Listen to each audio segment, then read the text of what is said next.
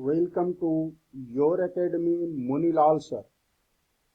Class 10 के सभी students का मैं अपने यूट्यूब चैनल पर स्वागत करता हूं। My dear students, today I am going to teach the 5th chapter और 5th lesson of your supplementary reader. The title is Footprints Without Feet, and I have already uploaded first lecture on this topic, and today I am going to start from this paragraph. Eager to get away. तो dear students, first video में हम लोगों ने Griffin के बारे में जाना था कि कितना वह लॉलेस पर्सन है। ठीक है, वह लंदन स्टोर में घुसता है, फिर वहां से बच करके निकलने की कोशिश करता है, जिसके चलते वह एक बार सभी वस्त्रों को उतार देता है, नग्न हो जाता है, वह नेकेड हो जाता है और दोबारा फिर वह थिएट्रिकल कंपनी में घुस जाता है चोरी से, और फिर वहां पर वह नकली बैंडेजेज, ठीक है, अपने ललाट पे लगा लेता है, डार्क ग्लासेस लगाता है, फॉल्स नोज लगाता है और बिग बुशी साइड विस्कर्स भी लगा लेता है और एक बड़ी सी टोपी, और कहता है चुपके से वह बचने के लिए यानी बचकर निकलने के लिए क्या करता है, जो शॉपकीपर होता है उस पर पीछे से वार कर देता है और उसके बाद उनके सारे पैसे वह लूट कर भाग जाता है। अब क्या कुछ होता है इससे आगे, आइए देखते हैं इस लेसन में। तो आइए शुरू करते हैं आज का lesson. Eager to get away from crowded London, he took a train to the village of Epping, where he booked 2 rooms at the local inn. कहता है eager to get away. eager मतलब उत्सुक या व्याकुल, यहाँ पर कहिए। to get away भागने के लिए, from crowded London भीड़ वाले लंदन से, यानी भीड़ से भरा हुआ लंदन से भागने के लिए he took a train to the village of Epping. तो उसने एक ट्रेन पकड़ ली, ठीक है, जो एपिंग नामक गांव तक जाती थी। Where he booked 2 rooms, जहां उसने 2 कमरे किराए पर लिया, at the local inn, वहां के स्थानीय इन में। इन मतलब एक तरह का कहो रिलीजियस प्लेस होता है, बहुत ही चीप मतलब रेट में जो है वहाँ रूम मिलता है। इसको हम लोग हिंदी में बोलेंगे धर्मशाला, जिस तरह हम लोगों के यहाँ होता है उसी तरह से है ये। ठीक है, तो 2 कमरे किराए का वहां पर बुक कर लिया। The arrival of a stranger at an inn winter was in any case an unusual event. अब राइटर क्या बताते हैं कि किसी भी स्ट्रेंजर का आगमन, अराइवल, और इन के अंदर यानी उस धर्मशाला के अंदर, सराय के अंदर, और वह भी सर्दी में, विंटर में, was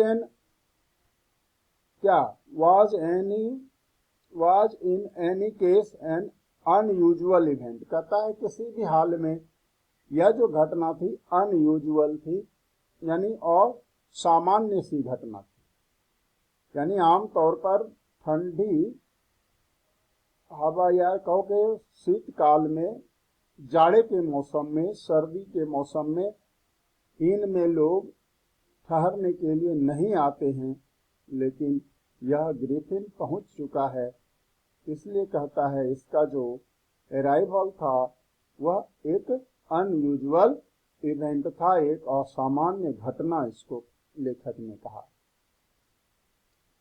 A stranger of such uncommon appearance set all tongues wagging.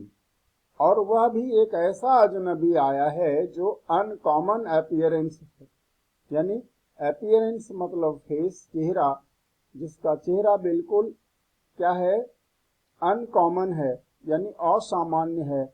इसको देख करके सेट ऑल टंग्स वेगिंग, यानी सब आपस में जो है चर्चा करने लगी, टीका टिप्पणी करने लगे। ठीक है, सबको यानी संदेह हो गया कि पता नहीं ये कौन सा आदमी है, कैसा है। ठीक है, लोगों के मन में तरह तरह का संदेह उत्पन्न होने लगा। Mrs Hall the lord's wife made every effort to be friendly. अब मिसेस हॉल कौन है? लैंड लॉर्ड्स वाइफ, यानी वह लैंड लॉर्ड की पत्नी है, जिस सराय में वह ठहरा हुआ है इन में। ठीक है, उसका जो मालिक है ना, उसकी पत्नी है Mrs Hall. Every effort, made every effort to be friendly. तो मिसेस हॉल हर प्रयास करती है, प्रयत्न करती है उससे दोस्ती करने का। But Griffin had no desire to talk, और लेकिन ग्रिफिन था कि वह बात करने का इच्छुक नहीं था, उसके मन में बातचीत करने की इच्छा ही नहीं थी। एंड टोल्ड हर, और उसे कह दिया, यानी मिसेस हॉल को कह दिया, my reason for coming to Iping is a desire for solitude. क्या कह दिया कि मैं यहाँ इपिंग किस लिए आया हूँ, कि मेरी इच्छा है कि मैं सॉलिट्यूड में रहूं, मैं एकांत में रहूं। सॉलिट्यूड मतलब एकांतवास, यानी मैं जो इपिंग आया हूं तो इसका मकसद क्या है? एकांतवास, सॉलिट्यूड। ये सॉलिट्यूड याद रखिएगा डियर स्टूडेंट्स, पूछ सकता है आपको। ठीक है, वोकेबुलरी में, I do not wish to be disturbed in my work. और क्या कहा? मैं अपने काम में दखलंदाजी पसंद नहीं करता। डिस्टर्ब मतलब दखलंदाजी, टोका टोकी, व्यवधान जो कहिए। Besides, an accident has affected my face। और क्या कहा कि इसके बावजूद जो एक्सीडेंट हुआ है मेरे साथ, कोई दुर्घटना घटी है जिससे जो मेरे फेस हैं, मेरा जो चेहरा है वह अफेक्टेड हो गया है, प्रभावित हो चुका है। Satisfied that her guest was N eccentric scientist, and in view of the fact that he had paid her in advance, Mrs. Hall was prepared to excuse his strange habits and irritable temper। अब देखो, इस बात का संतोष कर लिया गया, satisfied. कौन satisfied हो गए? लैंडलॉर्ड, उसकी यानी मालकिन और मालिक दोनों कहिए, ऑनर। यह सोच करके कि हर guest was an eccentric scientist. Mrs Hall ने यह मान लिया कि जो मेरा मेहमान है, गेस्ट है, वह सनकी है और साइंटिस्ट यानी वैज्ञानिक है, लेकिन इसेंट्रिक है। इसेंट्रिक मतलब सन की जो तुरंत गुस्सा जाए, क्विक टेम्पर्ड, उसको हम लोग बोलेंगे अनदर वर्ड में। तो मेरा जो गेस्ट है वह इसेंट्रिक साइंटिस्ट है।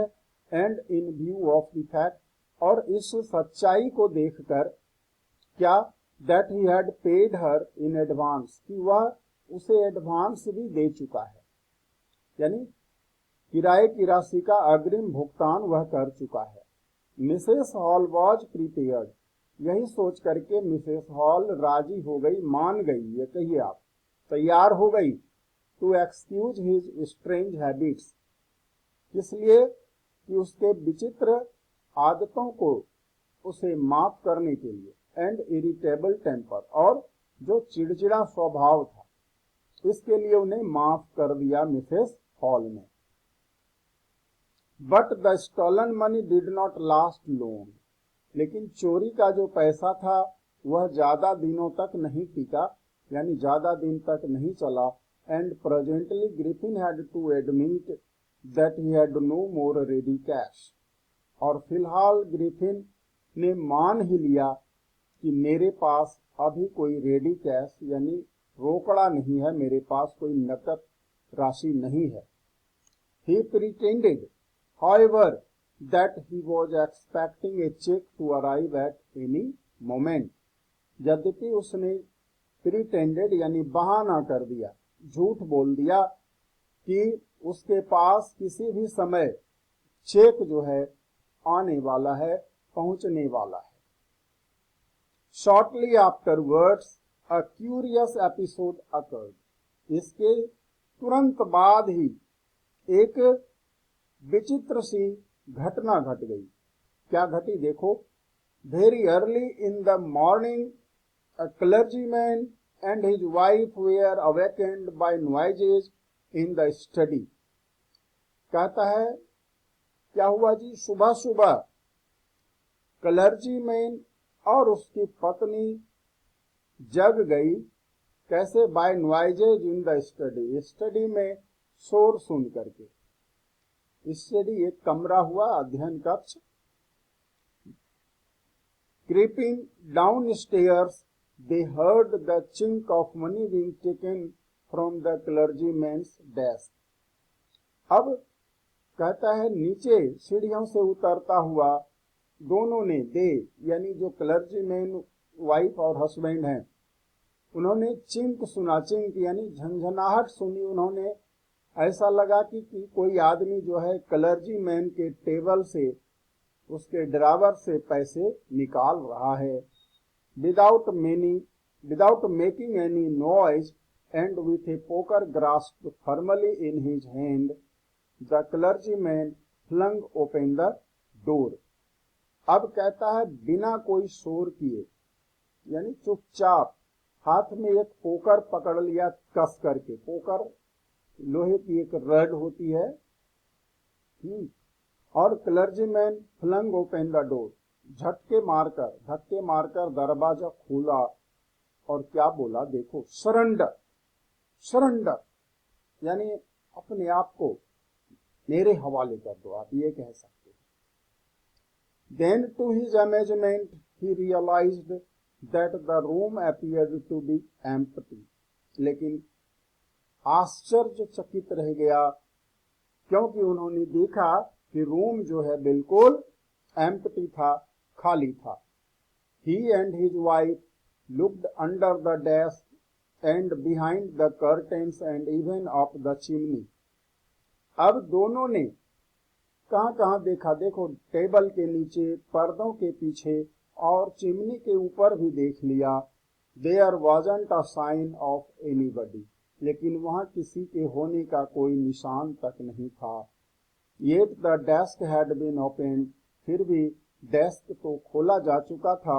And the house keeping money was missing, यानी क्लर्जीमैन का टेबल का ड्रावर कहिए खुला हुआ था, और जो पैसे रखे थे उसमें हाउस कीपिंग यानी घर का खर्च चलाने के लिए जो थोड़ी बहुत पैसे राशि थी उसमें वे गायब हो चुके थे। ठीक है। Extra ordinary affair the clergyman kept saying for the rest of the day. अब दिन भर क्लर्जीमैन यही सबसे कहता रहा कि यह जो अफेयर है, यह जो घटना घटी, यह असाधारण घटना है। तो डियर स्टूडेंट्स, आज हम लोग इस वीडियो को यहीं क्लोज करेंगे। ठीक है। अगले दिन फिर एक नए वीडियो में हम लोग इससे आगे की चर्चा करेंगे। तब तक आप सभी स्टूडेंट्स मन लगा करके पढ़ाई करें, और YouTube पर जो भी लेसन पहले से रिकॉर्डेड है, ज़रूरत के हिसाब से, ज़रूरत के मुताबिक आप उसे देखते रहें। और यदि आप फर्स्ट टाइम हमारे चैनल पर आए हैं तो हमारे चैनल को अवश्य ही सब्सक्राइब करें, और वीडियो को अपने दोस्त मित्रों को, रिश्तेदारों को शेयर करें, और चैनल को ग्रो करने में हेल्प करें। इसी बात के साथ मैं मुनीलाल सर आप सबों को थैंक यू कहते हुए कहता हूँ, जय हिंद, जय भारत।